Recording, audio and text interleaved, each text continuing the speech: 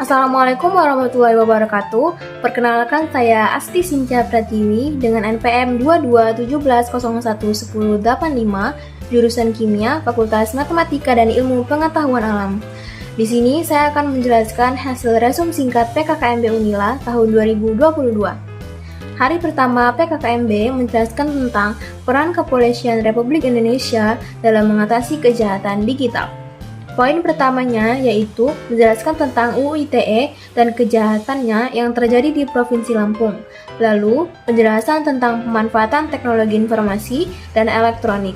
Lalu, ada penjelasan tentang contoh pelanggaran hukum di dunia maya seperti penipuan online dan perjudian online. Dan yang terakhir, tips agar terhindar dari jeratan hukum UU nomor 11 tahun 2008, salah satunya adalah dengan bijak bersosial media dan berhati-hati dalam meng-share suatu informasi yang belum valid.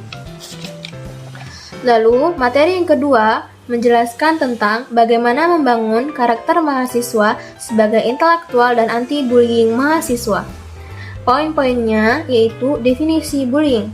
Bullying adalah segala bentuk penindasan atau kekerasan yang dilakukan secara sengaja oleh satu orang atau berkelompok.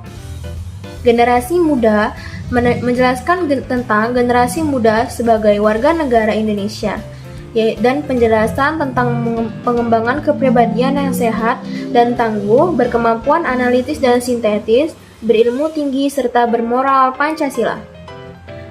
Serta penjelasan tentang mengikut sertakan partisipasi dalam membangun ekonomi sosial, mengembangkan nilai-nilai budaya yang luhur, dan hancurnya nilai demokrasi masyarakat. Lalu selanjutnya, materi yang ketiga membahas tentang membangun karakter mahasiswa dalam lingkup agama. Poin yang pertama membahas tentang apa itu Islam Nusantara.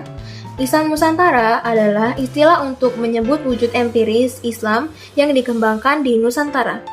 Lalu menjelaskan tentang perbedaan masyarakat Arab dan masyarakat Indonesia.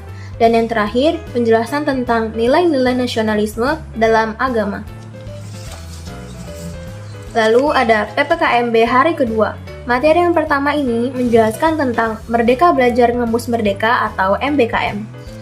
Poin-poin pertamanya yaitu perumusan visi Indonesia tahun 2045, yaitu berdaulat, maju, adil, dan makmur. Lalu ada tantangan mahasiswa di era 4.0, yaitu literasi data, penguasaan teknologi, dan humanisme atau kemanusiaan.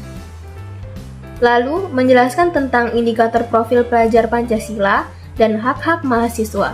Salah satu hak mahasiswa adalah belajar di luar program studi dalam satu perguruan tinggi. Selanjutnya, materi yang kedua ini membahas tentang kesadaran lingkungan hidup mahasiswa, resiko, dan kampus sehat. Definisi lingkungan hidup adalah kesatuan ruang dengan semua benda dan makhluk hidup yang memengaruhi keberlangsungan, perkehidupan, dan kesejahteraan. Lalu menjelaskan tentang pengelolaan lingkungan hidup dan penerapan kampus sehat. Lalu materi yang ketiga membahas tentang etika dan norma kehidupan kampus. Poin-poinnya yaitu apa itu mahasiswa? Mahasiswa adalah sebutan untuk seseorang yang sedang menempuh pendidikan di sebuah universitas. Ada 4 karakter mahasiswa yang ada di perkuliahan. Salah satunya adalah tipe mahasiswa yang study orientation atau mahasiswa yang mementingkan untuk belajar. Lalu, ada 10 karakteristik yang harus dimiliki mahasiswa. Salah satunya adalah dengan rajin belajar. Dan ada 5 cara menjadi mahasiswa ideal, salah satunya yaitu mematuhi peraturan di kampus yang ada. Selanjutnya, materi yang keempat membahas tentang perguruan tinggi di era revolusi industri 4.0 dan kehidupan kampus masa pandemi COVID-19. Yang pertama, penjelasan tentang ICT Stangging Universitas Lampung, dan penjelasan tentang apa saja tanggapan selama masa pandemi, dan data standar internasional, dan penjelasan tentang the Google Workspace. Lalu ada PKKMB hari ketiga. PKKMB hari ketiga ini membahas tentang pembelajaran di perguruan tinggi di era 4.0 dan plagiarisme. Poin-poinnya yaitu menyiapkan sumber daya manusia untuk era industri 4.0 dan society, menjelaskan generative competences dan profesi masa depan. Lalu menjelaskan tentang 8 jenis pembelajaran di luar kampus. Salah satu contohnya adalah pertukaran mahasiswa. Selanjutnya, materi yang kedua yaitu membahas tentang sistem perkuliahan dan pembimbing akademik. Poin-poinnya yaitu menjelaskan tentang pendidikan tinggi, apa itu tahun akademik, satuan kredit semester atau SKS, mengulang dan menghapus mata kuliah, syarat mengikuti perkuliahan, menjelaskan tentang predikat kelulusan, yaitu memuaskan dengan IPK 2,76 sampai 3,00, sangat memuaskan dengan IPK 3,01 sampai 3,50, dan predikat ujian dengan IPK 3 di atas 3,50. Selanjutnya, materi yang ketiga membahas tentang tata kelola sarana prasarana dan keuangan Universitas Lampung.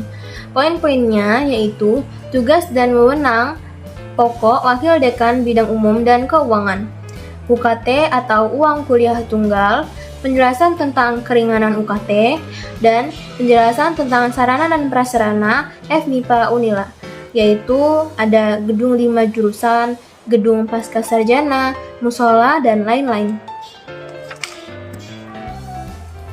Lalu materi yang keempat yaitu menjelaskan tentang kegiatan kemahasiswaan alumni dan sistem administrasi kemahasiswaan, menjelaskan tentang layanan di subbak kemahasiswaan, penjelasan tentang tim konsultasi dan bimbingan, penjelasan tentang tim sosial, penjelasan tentang tim minat bakat FMIPA, pendidikan dan latihan mahasiswa baru KIP, kompetensi mahasiswa tingkat Fakultas Matematika dan Ilmu Pengetahuan Alam, penjelasan tentang kompetensi nasional mahasiswa Kemdikbud, penjelasan tentang kompetensi internasional mahasiswa, dan penjelasan organisasi kemahasiswaan Fakultas Matematika dan Ilmu Pengetahuan Alam, serta surat keterangan pendamping ijazah atau SKPI. Lalu, PKKMB hari keempat.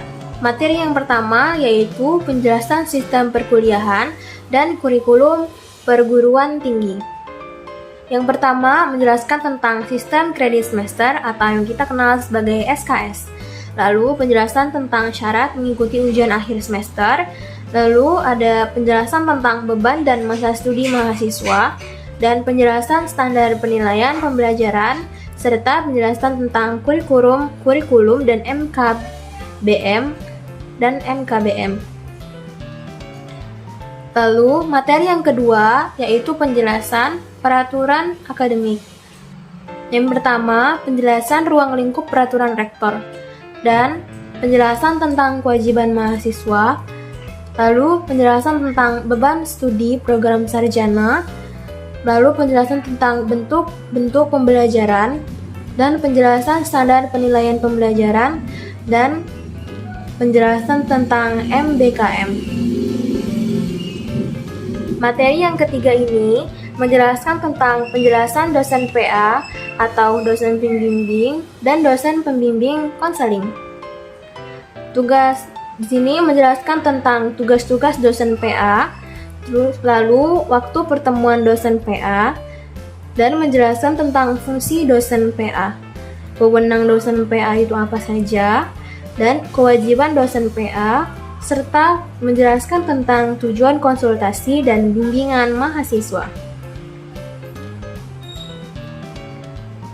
Lalu, yang terakhir adalah pesan dan kesan dari saya. Pesan dari saya, semoga PKKMB tahun depan itu sudah full offline semua. Dan kesan dari saya untuk PKKMB tahun ini adalah saya banyak dapat teman baru dan pastinya mendapatkan ilmu baru dari para dosen dan kakak tingkat universitas. Sekian. Baiklah, itulah tadi hasil resume singkat saya. Kurang lebihnya saya mohon maaf, dan sekian, terima kasih. Wassalamualaikum warahmatullahi wabarakatuh.